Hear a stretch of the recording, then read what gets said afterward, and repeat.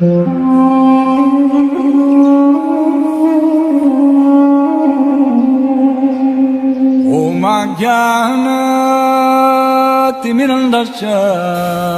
I am stressing.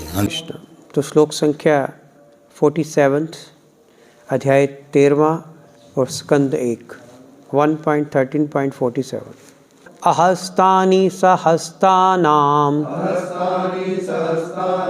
अपदानि चतुष्पदाम् फल्गूनि तत्र महाताम् जीवो जीवस्य जीवनम। हरे कृष्णा। तो हम लोगों ने कल पढ़ा था कि हम लोग तो खुद जो है इस संसार के नियमों के अधीन है, प्रकृति के 3 गुणों के अधीन है, काल के अधीन है, और हमारी स्थिति तो ऐसी है कि जैसे हम सर्प के मुंह में फंसे हुए हैं। ये हमने कल पढ़ा था। और आज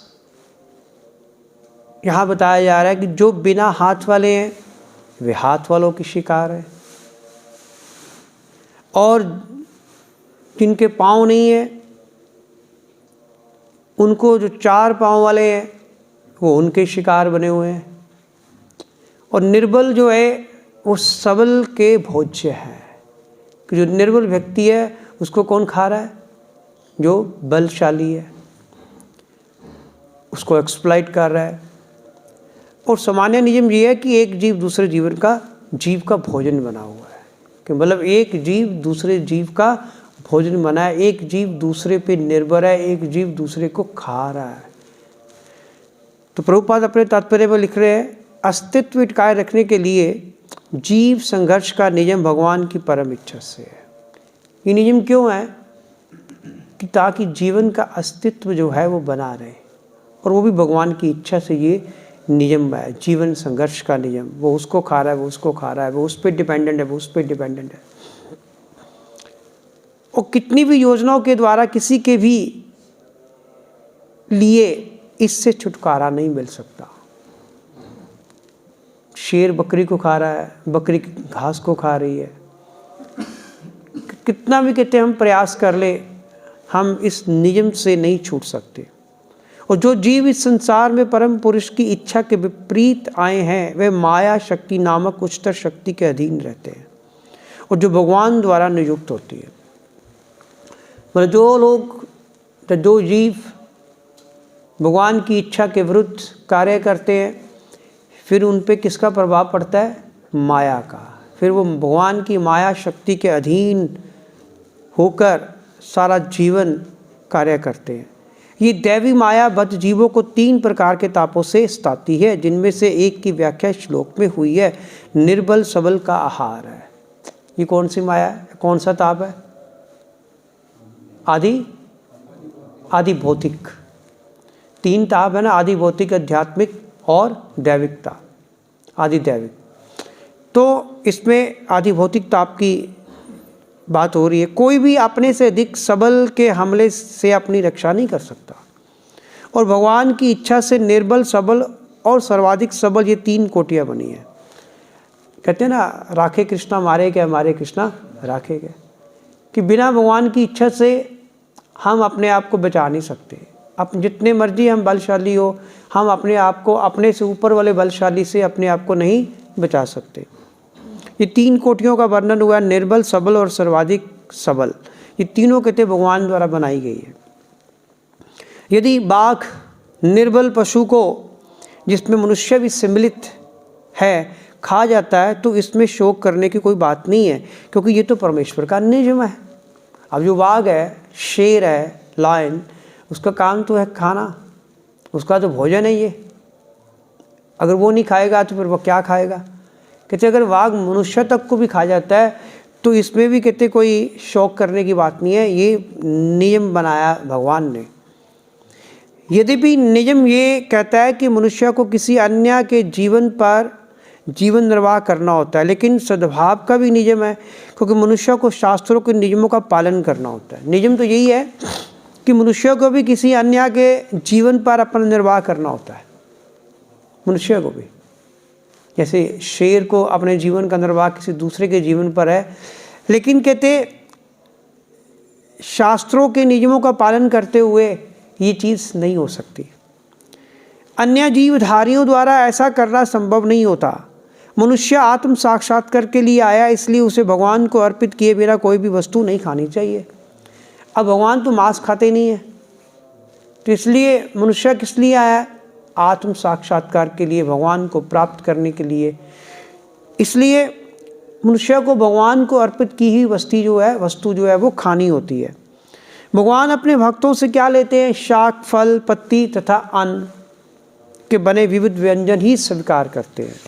अतः फल, पत्ती तथा दूध के विविध पकवान भगवान को अर्पित किए जा सकते हैं, और जब भगवान इन्हें पाले तो भक्त फिर इसे प्रसाद के रूप में ग्रहण करता है, जिससे जीवन संघर्ष के सारे क्लेश जो है वो क्रमशः दूर हो जाएंगे।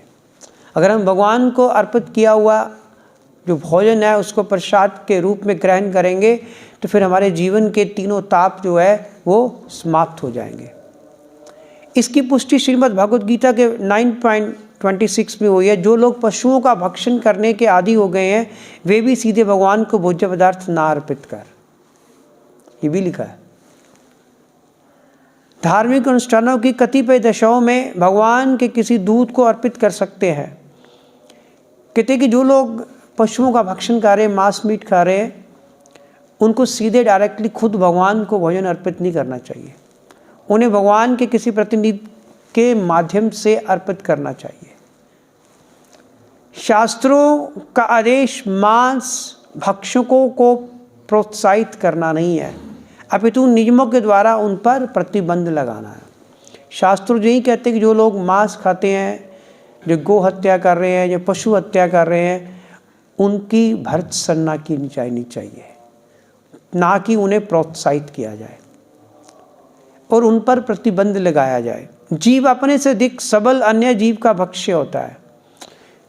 जीव जो है अपने से अधिक अन्य सबल जो जीव है उसका भक्ष्य होता है। भक्ष्य समझो, उसको खाने वाला है, वो उसका भोजन है। वो किसी को किसी भी परिस्थिति में अपने जीवन निर्वाह के लिए चिंतित नहीं होना चाहिए, क्योंकि सर्वत्र ही जीव है और कहीं पर भोजन के अभाव में एक भी जीव भूखो नहीं मरता। कि अपने जीवन के निर्वाह के लिए हमें चिंता नहीं करनी चाहिए। भगवान ने ऐसा ही नियम ही ऐसा बनाया कि सबको भोजन जो है स्वतः ही प्राप्त होगा। महाराज युधिष्ठिर को नारद जी उपदेश देते हैं कि भोजन के अभाव में अपने चाचाओं के कष्ट भोगने की चिंता ना करें।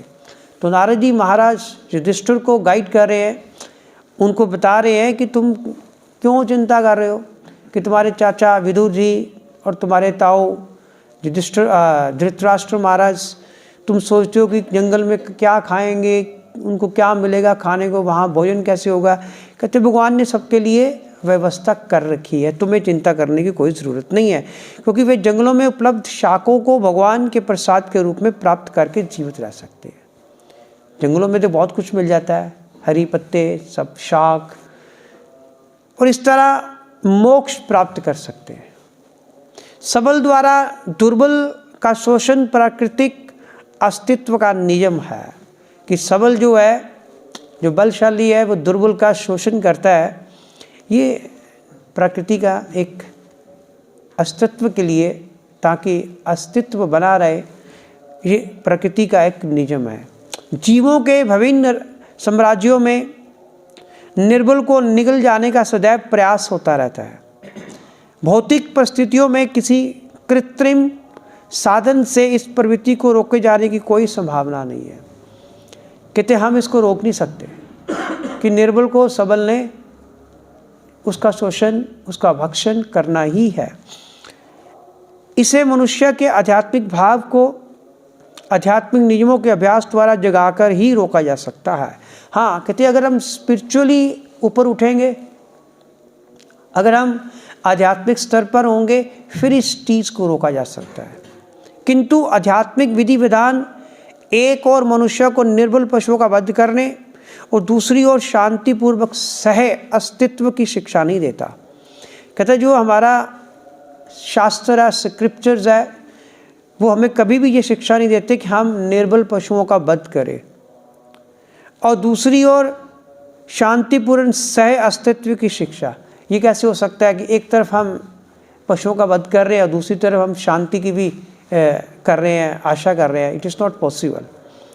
यदि पशुओं को शांतिपूर्ण सह अस्तित्व की अनुमति नहीं देता तो वह किस तरह मानव समाज में शांतिपूर्ण सह अस्तित्व की उम्मीद कर सकता है। अगर पशु डरे हुए हैं, उनके मन में उनका मन शांत नहीं है, तो फिर हम कैसे ये एक्सपेक्ट कर सकते हैं कि हमें पशुओं से सपोर्ट मिलेगी, वो हमारे जो शांति का जो वातावरण है उसको बनाए रखेंगे।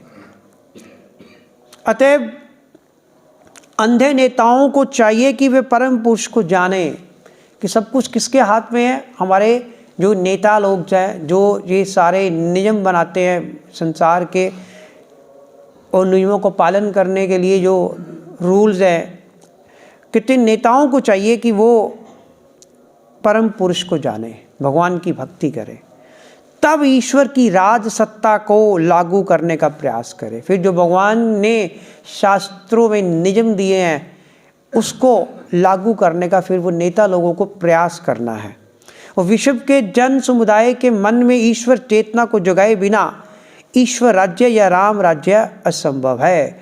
कि जब तक जन समुदाय में ईश्वर चेतना नहीं होगी, कृष्ण चेतना को जागृत नहीं किया जाएगा, तब तक या ईश्वर राज्य या राम राज्य की जो हम कामना करते हैं वो असंभव है। हरे कृष्ण। श्रील प्रभुपाद की जय।